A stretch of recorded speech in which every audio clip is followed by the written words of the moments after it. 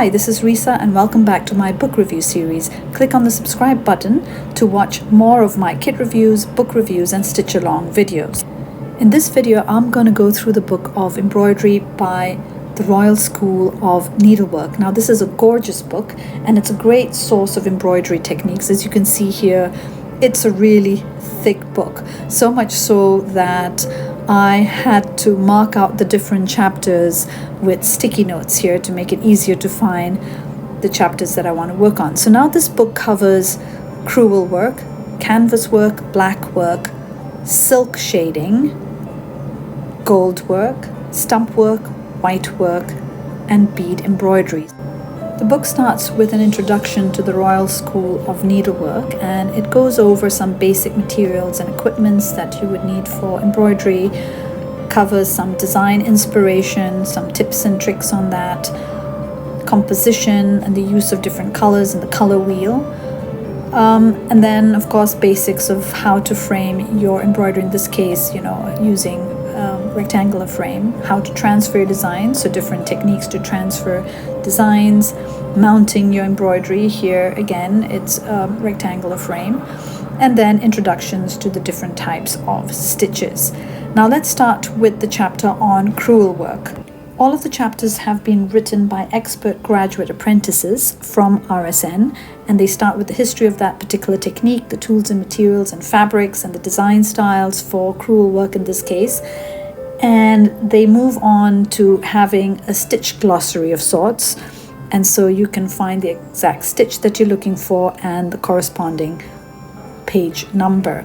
Now this particular chapter starts with filling stitches here, so you can see long and short stitches, and then moving on to trellis stitch, slant, satin stitch, burden stitch, and so on and so forth. Now I'm not going to go through all of the stitches in the book, but it gives you a flavor. Now here is a stitch sampler that I have put together for crewel work that I plan to use in an embroidery design that I will be working on. And one particular design that really interests me is this one in the book. So I'm not really sure how I'm going to use it or where, but it's caught my eye and maybe I'll use it. The next chapter is on canvas work, again written by a graduate apprentice. Again has a history of canvas work, the tools that you'll need, and then it is followed by the different kinds of stitch techniques. Now I must say that I have not really attempted canvas work before, other than a little bit of cross stitch, but just look at this gorgeous embroidery technique. Look at the blending here in the apples, is absolutely gorgeous.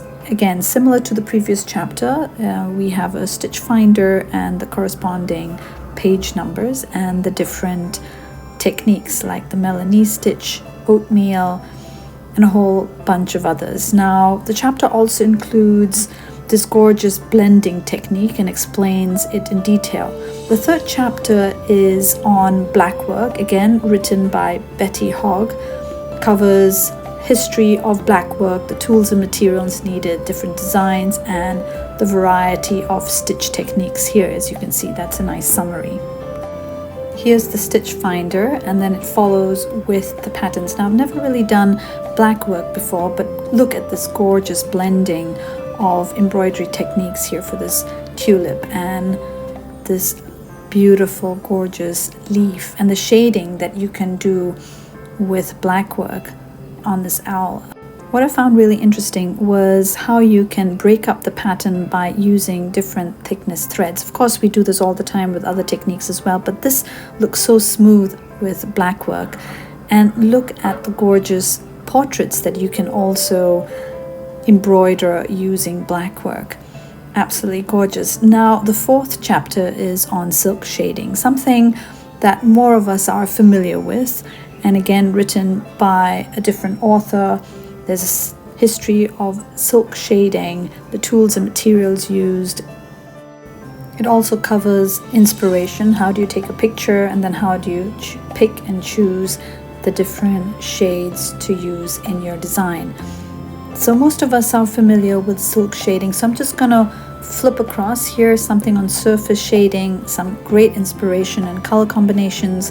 The chapter also covers some basics on silk shading. For example, when would you use tapestry shading versus natural shading, and what the difference is between the two. There are some projects that you can work on to improve your skills. I love this one with marbles, and my favorite is really these autumn leaves. Now this is the actual leaf, here is the color, watercolor painting, and that's the embroidery here.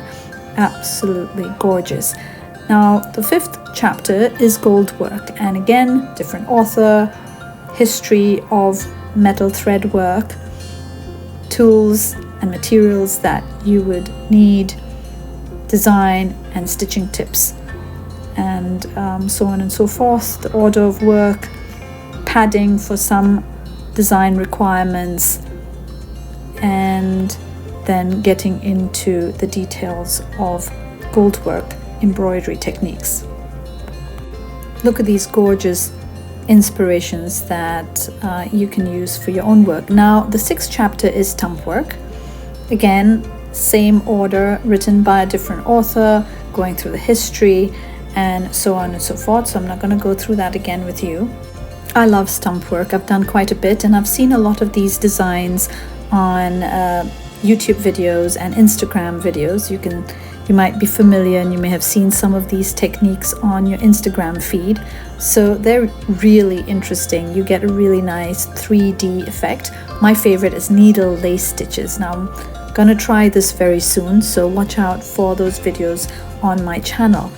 Here's a nice one, slip stitches, where you can use fabric and filling to get a 3D effect in your embroidery.